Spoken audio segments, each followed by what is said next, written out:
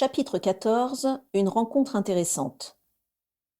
Narcissa était désormais en quatrième année et commençait à se demander si elle connaîtrait une seule année de sérénité à Poudlard. Pendant ces 2 premières années, elle s'était fait du souci pour sa mère, évidemment. Le Croculus sativus avait lentement perdu en efficacité et la mère de Narcissa n'avait pas trouvé de remède alternatif qui puisse soulager ses crises fulgurantes de douleurs articulaires et de migraines. De plus, d'autres médicomages s'étaient penchés sur son cas et avaient exprimé leur désaccord sur le diagnostic initial de sa virose, ce qui avait ajouté encore à la confusion et au désarroi de la famille Black. Narcissa s'était également inquiétée à propos de Bellatrix. Elles avaient échangé de nombreuses lettres, et Bellatrix répondait toujours de manière vague, même lorsque Narcissa lui réclamait des détails. Narcissa savait simplement qu'elle avait rencontré dans le Poudlard Express un homme extrêmement ingénieux qui lui avait tendu la main alors qu'elle était au plus bas, qui lui avait généreusement procuré une nouvelle baguette et qui l'aidait désormais à perfectionner sa pratique de la magie. Narcissa, préoccupée par la facilité avec laquelle Bellatrix se faisait parfois embobiner, avait immédiatement souhaité connaître l'identité de cet instructeur mystérieux. Bellatrix avait refusé de lui donner son nom, mais elle lui avait promis que bientôt elle lui ferait rencontrer ce professeur si talentueux auquel elle vouait une profonde admiration. Et puis le temps avait passé, la situation s'était stabilisée, et à force de réassurance, Narcissa avait fini par croire que ses leçons de magie nocturne lui étaient profitables. Mais le répit avait été de courte durée. À peine Narcissa avait-elle été rassurée sur le sort de Bellatrix que son père essuyait une défaite cuisante face à Eugenia Jenkins pour l'obtention du poste de ministre de la Magie. Depuis, il était plus irascible que jamais, ce qui n'améliorait guère la situation au 12 square Grimoire. Narcissa avait essayé d'arranger les choses, mais son père s'était montré hermétique à toute tentative de réconfort. Elle s'était donc résignée à le regarder marronner dans son coin et à laisser la situation évoluer d'elle-même. Et à présent, Narcissa se faisait du souci pour son autre sœur, Androméda. Depuis la rentrée, Narcissa la trouvait plus anxieuse, distante. Elle qui avait l'habitude de venir l'embrasser le soir avant de se coucher, elle oubliait de plus en plus souvent. Et ce jour-là, Daisy lui avait appris qu'Androméda avait pleuré toute l'après-midi dans les toilettes. Le soir venu, dans le dortoir des Serpentards, Narcissa alla se glisser à côté d'Androméda sans faire de bruit. Quand elle écarta les rideaux, Androméda se dressa d'un bloc dans son lit, affolée, haletante. « Ce n'est que moi, lui dit doucement Narcissa. « Si, tu m'as fait peur. »« Ah, désolée, mais qui d'autre voulais-tu que ce soit ?» Androméda s'épongea le front et reprit son souffle, nerveuse. « Andy, tu es sûre que ça va ?» s'inquiéta Narcissa, les sourcils froncés. Sa grande sœur lui faisait penser à une biche traquée par un prédateur.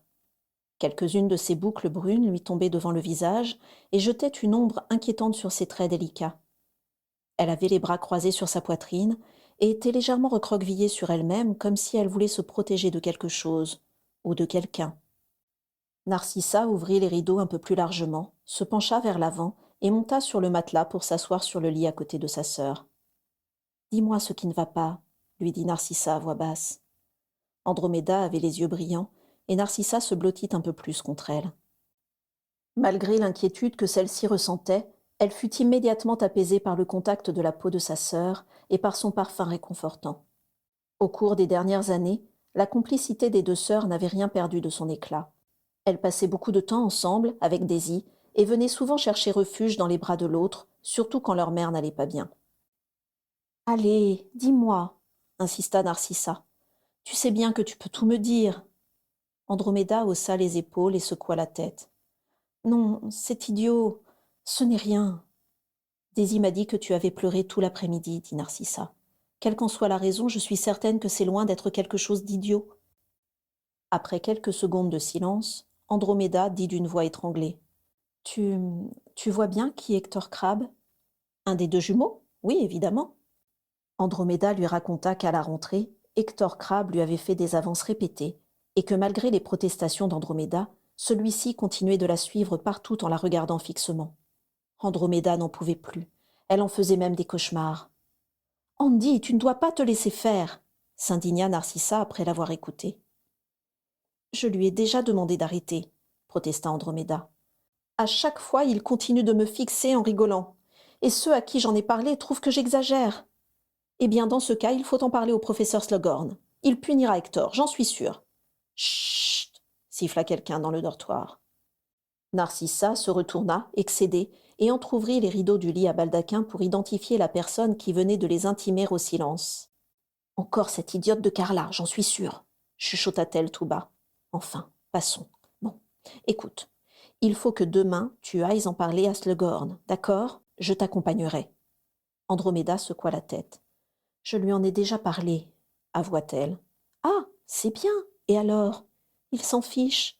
Il m'a dit de ne pas faire attention. Il m'a même dit que je devrais être flattée. Narcissa écarquilla les yeux de plus en plus révoltée.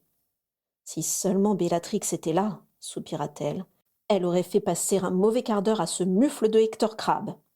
Ça, je n'en doute pas, dit Androméda avec un pâle sourire. Bon, demain, je t'accompagnerai à tous tes cours, promit Narcissa. S'il ose se montrer, il verra de quel bois je me chauffe. Androméda sourit plus franchement, et Narcissa l'embrassa sur la joue, très fière de sa déclaration. Tu aurais dû m'en parler avant, lui reprocha-t-elle gentiment. Tu as raison, répondit Androméda qui respirait déjà un peu plus librement. Narcissa ouvrit les couvertures, et les deux sœurs s'y glissèrent côte à côte, comme elles avaient l'habitude de le faire de temps en temps. Narcissa posa sa tête sur l'épaule d'Androméda et s'endormit auprès d'elle, bercée par sa respiration qui se calmait lentement et baignée dans son parfum délicat et rassurant. Le lendemain, comme elle l'avait promis, Narcissa escorta Androméda à tous ses cours de la journée, ce qui la mit en retard à son cours de potions et lui valut quelques plaisanteries du professeur Slughorn qui lui donnèrent envie de lui faire manger sa moustache. Durant la journée, Hector Crabbe ne se manifesta pas, jusqu'au soir, lorsque les deux sœurs se mirent tranquillement en route vers les dortoirs de Serpentard. En effet, au détour d'un couloir, Androméda tressaillit, livide. Hector Crabbe s'était mis sur son chemin et la lorgnait avec insistance tout en mâchouillant une confiserie. Même si Hector Crabbe semblait ne pas l'avoir remarqué, Narcissa le foudroya du regard. Comment avait-elle pu ne pas remarquer que ce mastodonte talonnait sa sœur depuis le début de l'année? À côté d'elle, Androméda fit aussitôt demi-tour, effrayée. Viens, Sissi, passons par l'autre côté. Hors de question, c'est à lui de s'écarter, objecta Narcissa en continuant d'avancer. Sissi, reviens, la supplia Androméda. Ne fais pas comme Bellatrix. Androméda avait été assez choquée par l'agression de Molly Priwett, qui se portait désormais comme un charme et avait épousé Arthur Weasley quelques mois plus tôt. Ne t'en fais pas, je vais juste le remettre à sa place, la rassura Narcissa. Rentre au dortoir, tout va bien, je te rejoins. Je ne toucherai pas à ma baguette, c'est promis. Sur ces mots, Narcissa marcha droit vers Hector Crabbe. Au fur et à mesure qu'elle s'approchait, son adversaire lui parut de plus en plus imposant et menaçant. À chaque pas, son assurance s'amenuisait et ses enjambées rétrécissaient. Ce n'est pas le moment de se dégonfler, gronda-t-elle intérieurement. Sans la voir, Hector Crabbe se mit à suivre Androméda, ce qui procura à Narcissa le courage nécessaire pour s'interposer. Hé, toi lança-t-elle en se mettant en travers de sa route. Hector Crabbe baissa la tête, interloqué, et un petit rire s'échappa de ses lèvres charnues.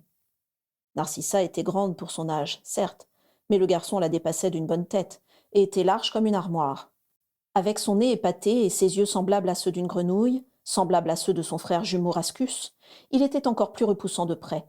« Tu vas laisser ma sœur tranquille !» dit Narcissa en pointant sur lui un index menaçant. « Sinon, gare à toi !» Sa voix avait un peu tremblé.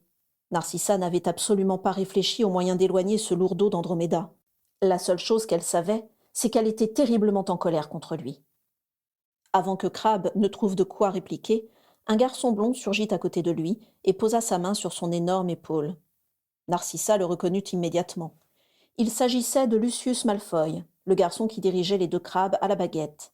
En un éclair, Narcissa détailla de nouveau son visage mince au menton pointu, son allure élancée et impeccablement soignée, ses gestes élégants et les chevalières qui brillaient autour de ses longs doigts fins. « Un problème, Crabbe ?» demanda le nouveau venu avec désinvolture. « Cette discussion ne te regarde pas !» l'arrêta sèchement Narcissa, de plus en plus agacée.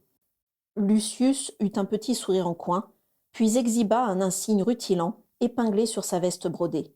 « Au cas où cela t'aurait échappé, je suis le préfet de Serpentard. Et mon rôle est de veiller à ce que les élèves de ma maison ne s'étripent pas entre eux. Or, arrête-moi si je me trompe, mais il me semble que votre discussion ne relève pas de la plus grande courtoisie. Nous pouvons régler nos différends nous-mêmes, merci bien. Lucius se détourna et interrogea Hector Crabbe du regard. C'est la petite dernière des Blacks, dit ce dernier sur un ton méprisant. Elle est venue m'agresser parce que, paraît-il, je fais peur à sa sœur. Oh, je vois, je vois. Et dis-moi, petite, ta sœur n'est-elle pas assez grande pour venir se défendre toute seule? Petite? Quel toupet! Pensa Narcissa. Il avait seulement un an de plus qu'elle. Hors de question, répliqua Narcissa. Je ne l'aurais certainement pas laissé s'abaisser à ça. Ce serait plutôt à cet imbécile de ramper devant elle pour lui présenter ses excuses. Le préfet haussa un sourcil et échangea un regard moqueur avec Crabbe. Oui, les sœurs Black, ça me revient, murmura-t-il en la toisant du haut de sa grande taille. Narcissa, c'est bien ça. Elle ne répondit pas. Dis-moi, je te trouve un peu prétentieuse pour quelqu'un dont la famille ne possède même pas son propre toit. Crabbe eut un petit rire gras. Narcissa, quant à elle, sentit ses oreilles devenir rouge cerise. Mais plutôt que de perdre la face devant la sournoiserie de cette remarque, Narcissa eut aussitôt le réflexe de penser à sa tante Walburga et à l'attitude qu'elle adopterait si quelqu'un lui manquait de respect de cette manière. Car en effet, au cours des innombrables réceptions auxquelles Narcissa avait assisté aux côtés de sa tante, elle avait eu tout le loisir d'observer ses manières méprisantes et ses réparties cinglantes. Voyons, une voix glaciale, supérieure, oui, elle redresserait la tête, exactement comme ça, en pinçant ses lèvres, en faisant frémir ses narines. Monsieur le préfet, répondit Narcissa en imitant l'intonation présomptueuse de Lucius. Quelque chose m'échappe. Peut-être allez-vous pouvoir m'éclairer sur ce point. Voilà. Arrêtez-moi si je me trompe, mais quelqu'un m'a dit récemment que le rôle d'un préfet était de veiller à ce que les membres de sa maison ne s'étripent pas entre eux. Lucius Malfoy hocha la tête, amusé et confiant.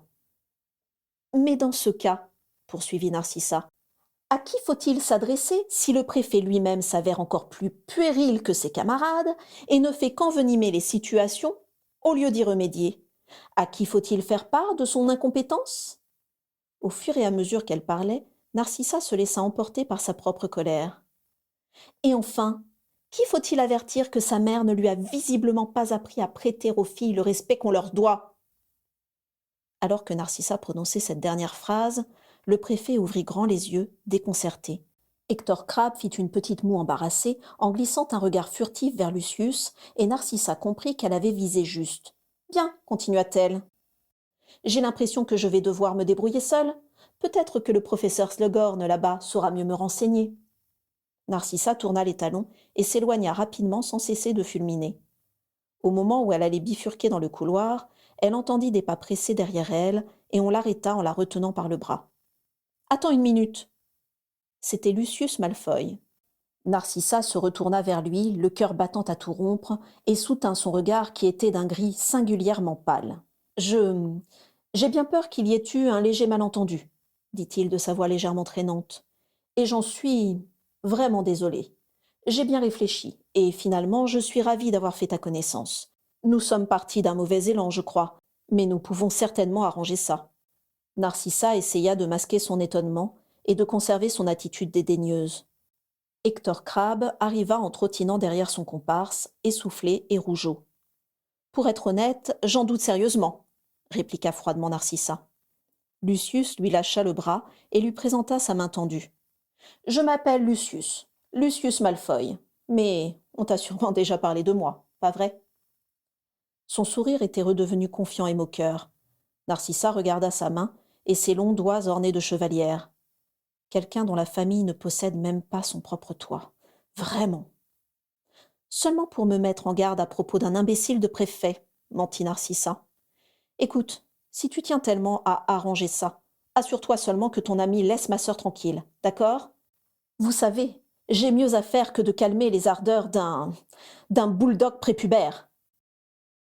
Narcissa eut juste le temps d'apercevoir un éclair de surprise dans leurs deux paires d'yeux, puis elle leur tourna le dos, laissant la main tendue de Lucius Malfoy se replier dans le vide.